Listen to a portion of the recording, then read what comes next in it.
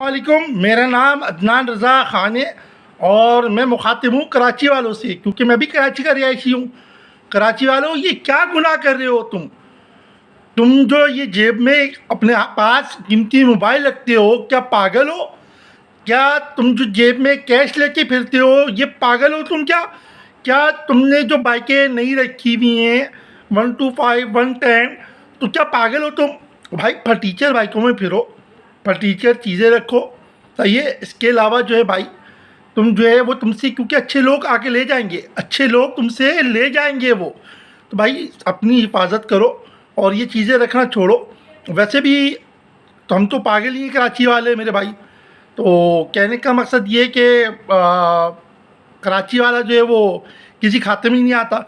इसके अलावा भाई छोटी सी दुआ है कि अल्लाह पाक हम सब की हिफाजत फरमाए और हमें महफूज रखे। जज़ाकल्लाह, अल्लाह हाफ़िज़।